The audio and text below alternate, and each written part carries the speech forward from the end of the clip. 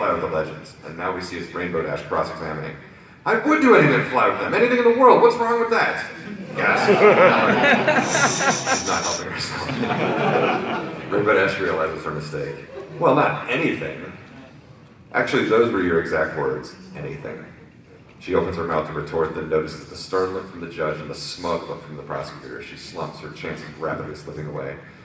All I've ever wanted was to be a Wonderbolt. I love those old flyers. I grew up wanting to be just like them. Now she's getting tears in her eyes. I'd do anything to fly with them, but I'd never do that. She trudges back to her table. Somehow using flash animation, we see a pony with a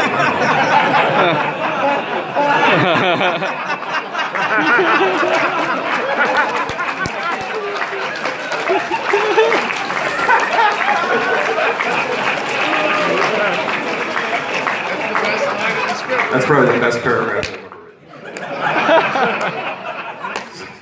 Somehow, using flash animation, we see a pony who is alone, whose dreams are evaporating before her very eyes. Wow. Back in the courtroom, due process puts the finishing touches on his case. And so, Your Honor, as we have proven here today, casting accusing Hoof Rainbow Dash, the defendant is guilty of these charges and deserves to be banned from the Wonderbolts for the rest of her life. He walks back to the prosecutor's table. Those are high stakes, you guys. I rest my case, whispers from the gallery. As the defense has made no real attempt to refute the charges, I think I'm ready to make my ruling. Rainbow Dash has never looked so helpless in all her life. Rainbow Dash, I am afraid I have no choice but to find you, and the door is kicked open. Stop the presses! Rarity enters, dressed head to toe in a sleek pink suit. Legally blonde, baby!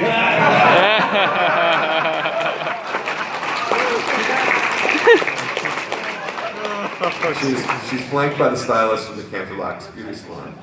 Stop the presses, this isn't a newspaper. Rarity struts up the aisle to the defense table. Then stop, whatever this is. I'd like to confer with my client. I'm not her client. Please, Rainbow Dash. I know it's hard to hear after last night, but you've got to trust me. Rainbow Dash scowls, but says nothing. Rarity steps in front of the judge, brimming with theatricality. Your Honor, I'd like to call my first witness, the one and only Sapphire Shores!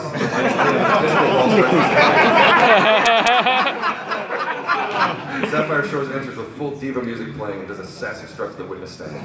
The gallery goes insane, screaming and wide-eyed for the Rarity, what are you doing? Order! Order! The judge wags his gavel, and the lighting returns to normal in the courtroom. We love you, Sapphire! I love you too, y'all! Your Honor, what relevance does the fabulous Sapphire Shores have to these proceedings? That's a great line. Relevance? No relevance, but some much-needed drama, don't you think? This is a great scene. Rainbow Dash drops her head to the table. As much as I love this witness's music, and would like to get her to autograph my daughter, her testimony is clearly not relevant to this case, and I'm going to proceed with my ruling. He raises his gavel to pound Rainbow Dash's dreams of joining the Wonderbolts into oblivion. Wait, Your Honor. The future of one of my very best friends is on the line. Won't you let me call just one relevant witness? Her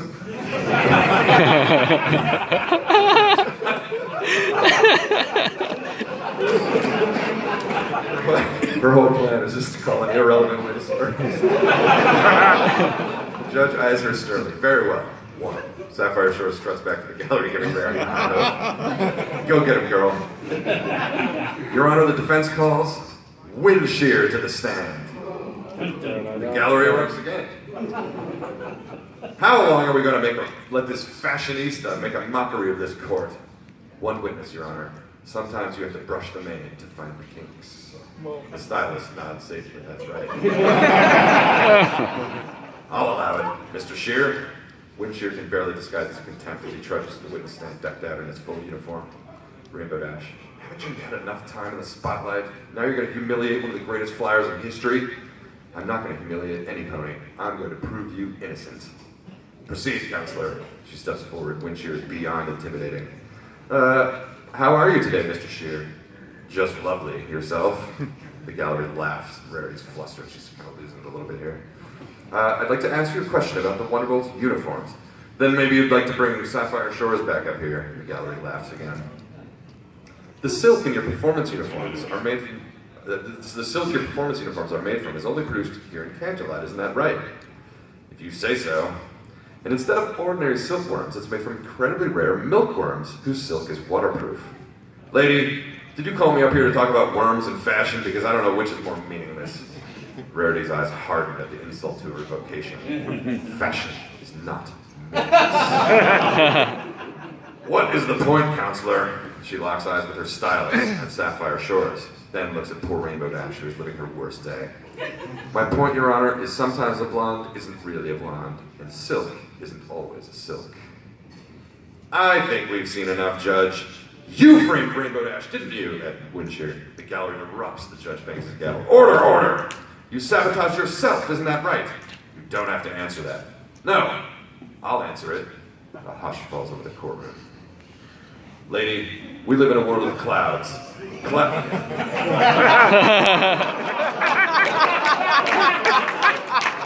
Oh my goodness. Jack Nicholson would play Windshear. Yes! Lady, we live in a world of clouds. Clouds and wind and sky and flight. You sit there with your horn in the air and talk about stitching and fabrics and other meaningless things, but where I fly, where the Wonderbolts fly, we have records. And those records mean something. He starts to cough just as he did in Act 1. Rarity fumes. What's the matter? Need a drink? She magics a pitcher of water off the defense table and splashes it all over him. The courtroom erupts, the gavel bangs. He sits there, furious, dripping water. That is quite enough! You sniveling little... Curious. Your uniform didn't shrink. It must be made from milkworm silk. She levitates Rainbow Dash's uniform off the prosecutor's table and tosses it into the puddle, and it instantly shrinks dramatically because it's a cartoon. Reserve's uniforms aren't made from milkworm silk. They're made from cheaper silk that shrinks when wet.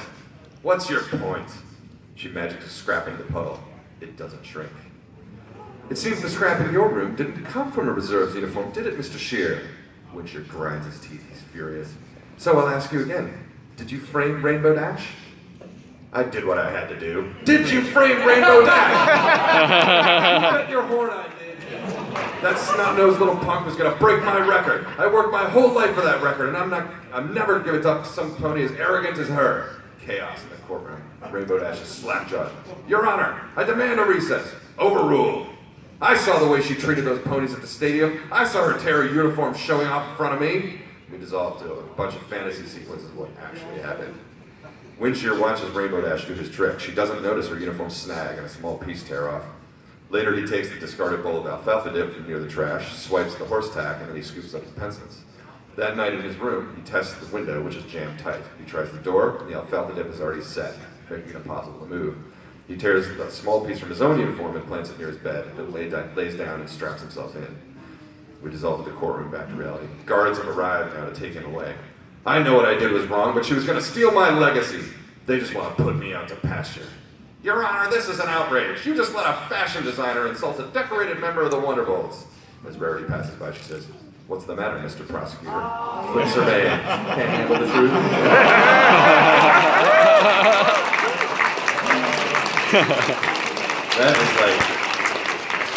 That is a Rarity hero moment right there.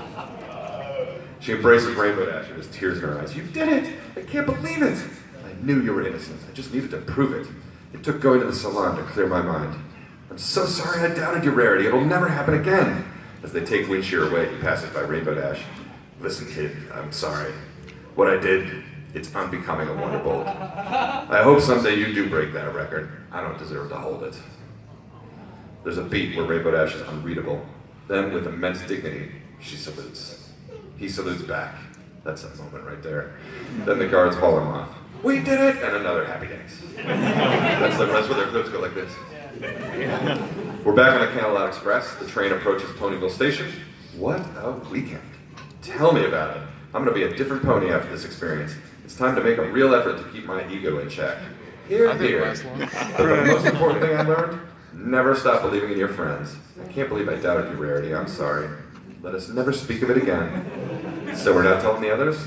Rarity smiles. Aww. Back at the train station, Rainbow Dash and Rarity exit the train, but the other four wait with their luggage. Hi girls, how was your weekend? Rainbow Dash and Rarity exchange a knowing look. Uneventful. Dreadfully boring. And you? Were the hot springs as relaxing as advertised? the 6 best friends turn and start to walk away from camera. It was amazing. I feel rested and rejuvenated and more relaxed than I have in years. Boom! Pinkie Pie's suitcase explodes with confetti. Twilight screams and jumps into Fluttershy's arms, and everybody laughs. That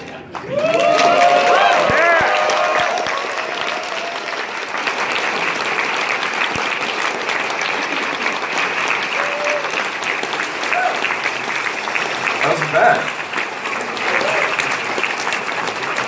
So, we could do a Q&A part now. Is there a microphone? It is amazing how fast I go through bathroom immersions. And I can tell you the reason that I think they changed from this to the other one is they wanted to do all that film noir stuff. I think that's why that happened. All right, so we've got a mic set up right here in this aisle. On the right, people wearing Nightmare Nights Dallas shirts first. So if you have questions, comments, or abuse, do feel free to line up. This is 12:15, right? We have about 15 minutes. Is that right? We have alternate. As much as I would love to lecture you on military versus criminal justice and legal jurisprudence. All right, Andy. No.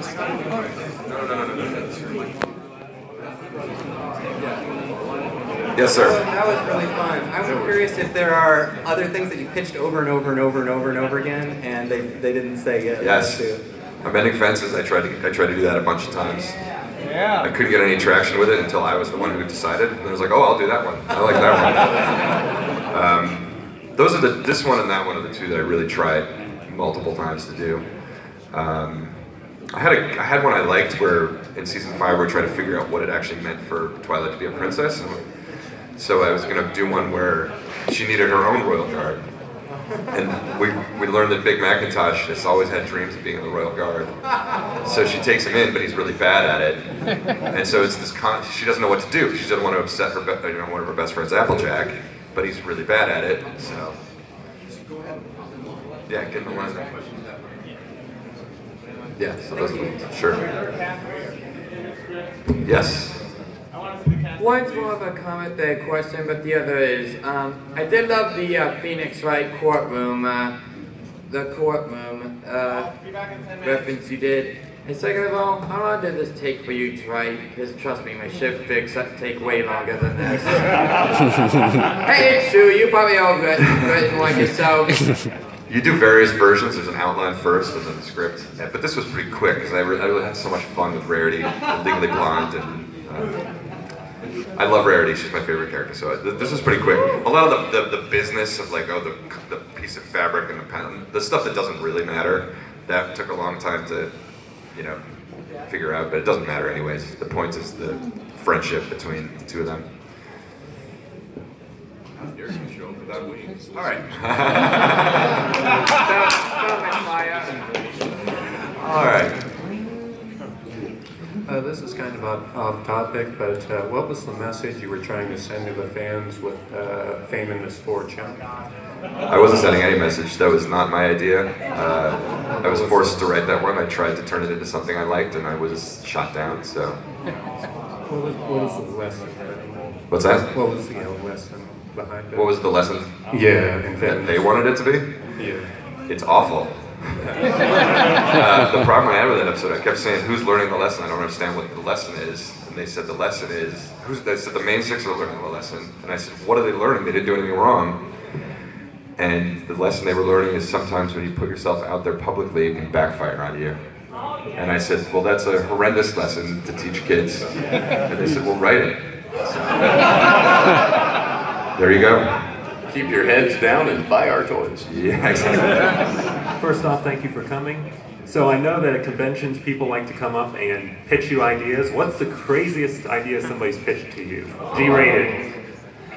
Well, usually the crazy ones are so, they're OCs, and I don't know what the OCs are all about, and it's just really incredibly complicated. It would take like 6 hours to actually tell the story they're telling me. Like an epic Lord of the Rings style trilogy. Those are the craziest ones because I'm like, what the hell are you talking about? Yeah, I couldn't say specifically. Yeah, it doesn't happen as often as you'd expect. Thank you. Hello. Real quick, this is my actual question, but I'm only asking this because it feels like something you might have actually wanted to do. I just want to ask, in that script when writing, was there ever a time when you were hoping you could include, like, when the suit shrinks during the court scene, line where Rarity says, and if the suit don't fit, you must acquit?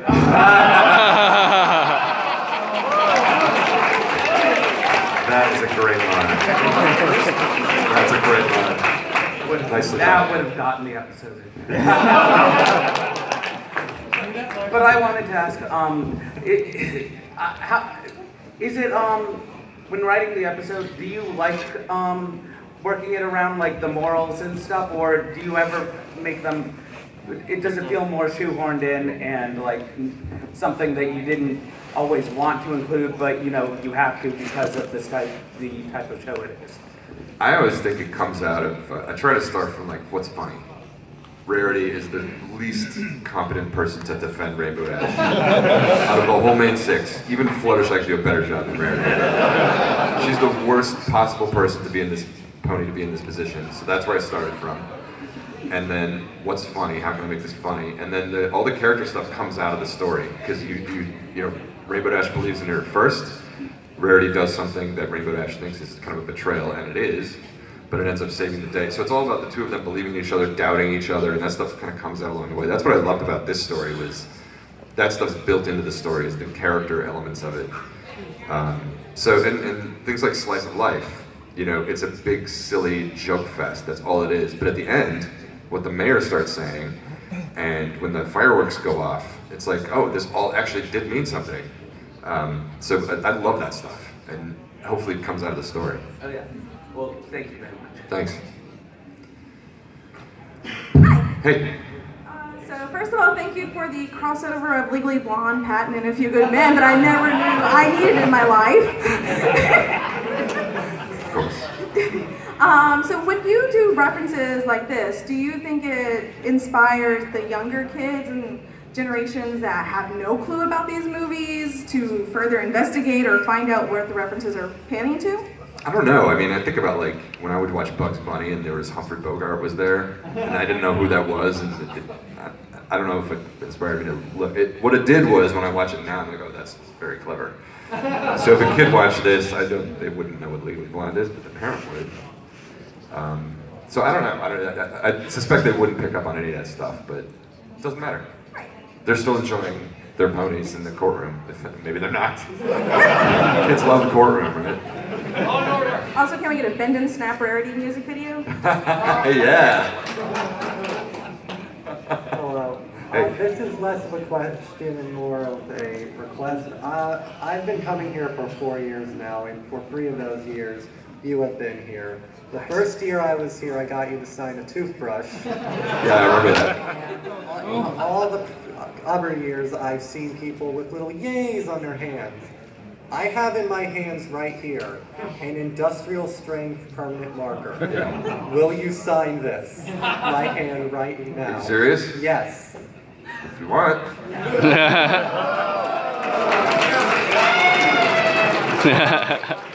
This is a serious marker, you guys. I'm pretty sure I saw a tattoo parlor down in the Inner Harbor.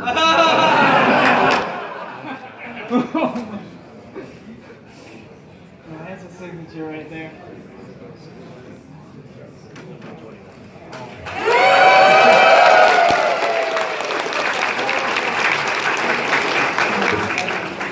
The joke's on him, I spelled yay wrong. Derp. I spelled it backwards. First, I just wanted to say that you are not at all like I pictured. I thought you'd be some faceless evil corporation. Not someone that... So, yeah, I've got the crumpled up things from the Harry Potter Mad Libs thing. Wow. If you'd sign this. Sure. Which is the Mad Libs pen. Yes.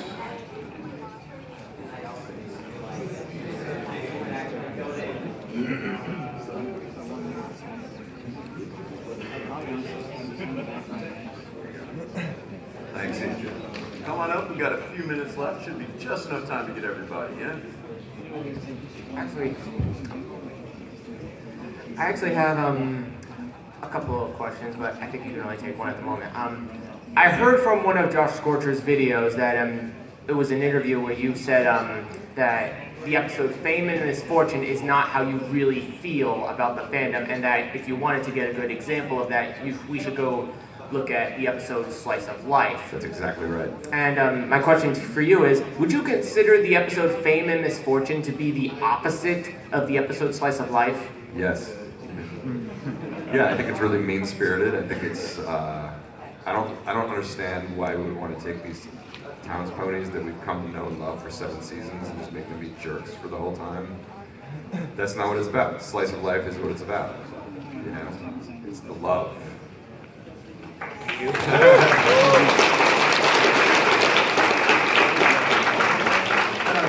First of all, I'd just like to say I'm in love with this script, and I enjoy writing the script, making my own fan animation, also writing my own script after fan fiction, my own movie ideas. First of all, I just want to ask you one secretly question that we all want to know about filmmaking. What is the secret of writing a great storytelling and character and all these comedies going on, make think you know, very enjoyable to the audience, you know? Man, I wish I knew. I'll tell you what, this was kind of interesting to read this because there's stuff in, like, I wrote this obviously, but there's stuff in here that I read and it makes me laugh, legitimately laugh. And I think that's what you want. You want to somehow surprise yourself. I've said this before, but when I'm writing one of these scripts, I'm trying to surprise myself, which is weird since my hands typing. I don't know how to type. I type like this. But it happens, like when in Kingdom Chronicles, after Pinkie Pie's Rock Farm flashback, come back to the president, she says, "That's how Equestria was made." And I wrote that, and I was like, "Oh my God, that's so funny." That's which is weird because I wrote it, but it surprised me. And I think that's what you need to do is surprise yourself. There's stuff in here that surprised me and it made me laugh, and then it made you laugh, you know? So, and that's the best way. If you make yourself laugh, somebody else is gonna laugh too. But that's a comedy. I don't know about the rest of it. Sure. Go for it. Oh. Please don't sue. Go ahead. So, for episodes with songs in them, or Magical Mystery Cure, who writes the lyrics to the songs? Is it you or is it Ingram? It's, I should just say it's Ingram because I wrote like the worst lyrics in the whole show. My first song on Kingdom Chronicles, Fluttershy song, the lyrics are so bad. They're so bad. So I wrote all those. But he wrote a fantastic song to go with them. I wrote the Flim Flam Brothers lyrics. He puts the amazing songs. It kind of varies, you know, like he usually, they've tended to change more and more over the years. I think when Lauren was on the show, they sort of stayed with what we wrote. And now that she's gone, he changes them a bit more. Sometimes the circumstances change, like Magic Mystery Cure. I wrote 4 or 5 songs that didn't get into the show, but circumstances changed. So it's kind of half and half, I think. You know, it varies. So an episode like MMC, would that be like you make all the setup for the songs and someone like Ingram comes in and makes the lyrics fit better, or? Yeah, he does all the music, and usually the changes are for cadence, so that it makes sense. But sometimes the song will change entirely, like that episode. It's like rhythm, not the yeah, not the princess, the musical cadence. Okay, well, thank you. Sure. Alright, so when you were narrating, there's a specific line from Rainbow Dash where she's saying, "I'll be like the greatest one of all, and everybody will remember my name." But she's also part of the Elements of Harmony, who's also saved the world, multiple times over. How are the main 6 not as more recognizable to the average pony than? There are so few stained glass window aficionados in Equestria. We just don't talk about that. it would change the DNA of the show if they were super famous. You know what I mean? They gotta have some aspirations and dreams. That's why it was always tricky to me when they started to achieve their dreams, because you don't want them to achieve their dreams.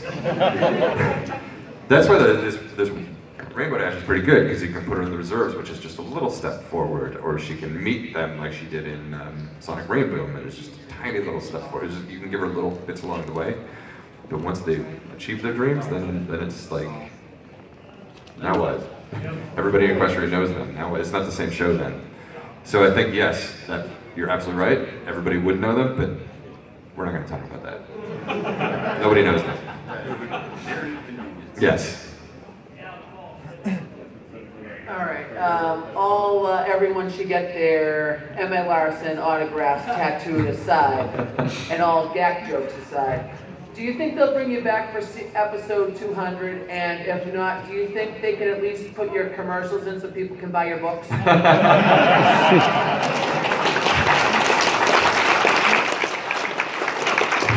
The good news is you can buy my books without the commercials. You can do it right now on Amazon, Pennyroyal Academy series. Episode 200 is already written. It happens a long time in the it takes like a year or so, maybe more, between when the script is written and when it gets on the air. So no. Yeah, no. I wrote the 100th. Watch that one again. Watch it twice, same thing. And I really like that episode. It came out so good. I liked it a lot. I still weep when the Flash Sentry scene got cut. I know. That was right in my wheelhouse. One of my favorite moments in that episode is, it's slightly mean-spirited, but it's okay, is when the wedding's about to start and the mayor is like, is everyone here? And Derby slams the door on the main six. Yep. When they're racing and I love that. Because that's not, the point is that everybody matters. Anyways, is that it? That's it. Well, thank you guys. Thank you so much.